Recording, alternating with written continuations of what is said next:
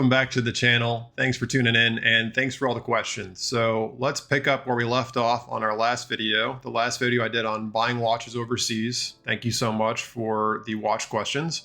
I now have a bunch more and I'm really grateful for that because that gets me enough inspiration to do another video. So thank you so much. This video is going to be a random grouping of questions that you've left for me on previous videos.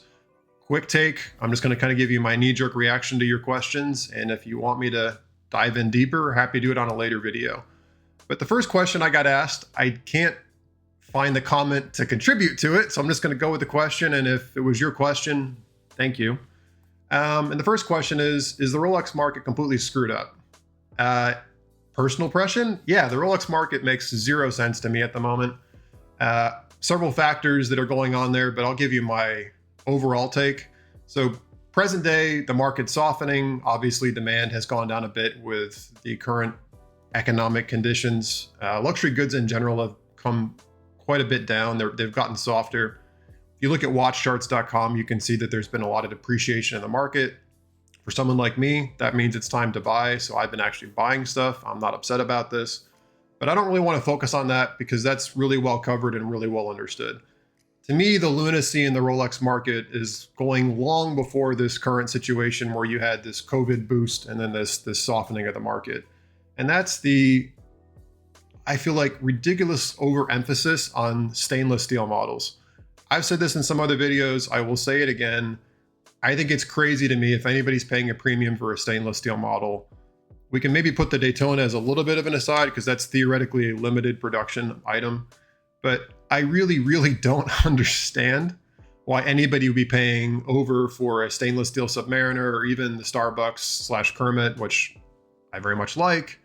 It's hilarious to me that these watches are not exactly made in limited numbers. And I'll just give a real example, right? The Hulk Submariner. When that watch came out, it was not terribly popular for quite a while. You could get them at a good price. During COVID, we saw massive appreciation on the Hulk Submariner. And I think since the current iteration has come out that has the black dial, there's a large subset of people that think the green on green is very special. Don't get me wrong, I think it's a wonderful watch. I really do. I like the green on green contact, but that is not a rare watch by any stretch of the imagination. And numbers I've heard of production is that was over half of the Submariners that were made at the time it was in production. So that means it is no less rare or no rarer than a black on black Submariner, which is one of the most common Rolex watches you could buy. So where I say the market's crazy is all this emphasis on these stainless steel watches and the GMT Masters up there. It's a great looking watch.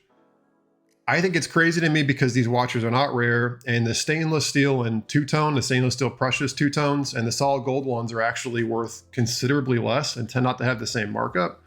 And that to me is where the deals are. So customary wristwatch check. I still think the Yacht-Master with the platinum dial and platinum bezel to me is the best overall kind of dressy watch that they make. That's more on the stainless look. I think it's better than the Submariner all day long.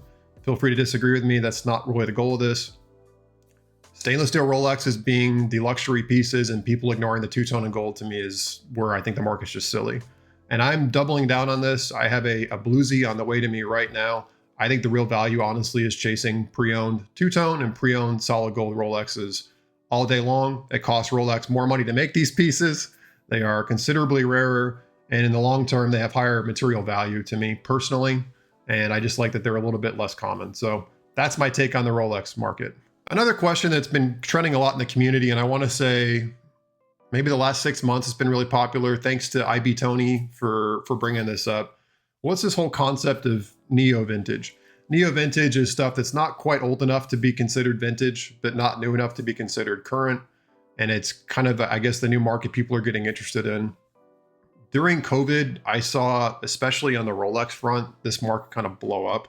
So a lot of the Rolexes from the 90s, the late 80s, early 2000s have seen quite nice appreciation and have since seen some depreciation. That is the neo vintage market. They're not the only brand that benefited from this. Older Omega Seamasters pre-ceramic, like the 253180, which is the Pierce Brosnan edition of that watch. Those watches have seen some general appreciation. And I believe that the reason for this is because they had some value to them compared to newer models. They were significantly cheaper and they fully depreciated. So if you're a value buyer, they were the value to buy.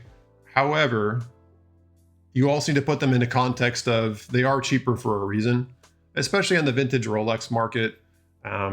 You're getting watches with vastly inferior bracelets, vastly inferior like clasp and not solid links. And quite honestly, they're just not as robust as the newer models are. But you can definitely get a little bit of a smaller size, a little bit more comfortable to wear a watch compared to some of the bulky stuff of today. So neo vintage, what do I think about it? I think it's still a value. And I think if you're around my age and I'm in my mid-late 30s, I think it's kind of what we grew up with. So it's just starting to become a thing where if you have some money, you can afford it, you can enjoy it. I do think there's a lot of value there. And I do think potentially they could appreciate over time, but watches are, they're not investments at all. The thing with some of these vintage pieces from the big brands is they're just as easy to service as a more modern equivalent in general. The stuff that I would actually stay away from is more the pure vintage, especially from more niche, non-mainstream brands. Getting parts for like a 1940s Piaget or something is going to be a little bit more difficult. So I think the more modern vintage, neo vintage, is actually a pretty good focus. Galaga 8834, has Seiko lost its soul? It started when the SKX discontinued. What do I think? Do I agree? I think Seiko has lost its soul. I made a pretty controversial video a while ago that I was kind of writing them off.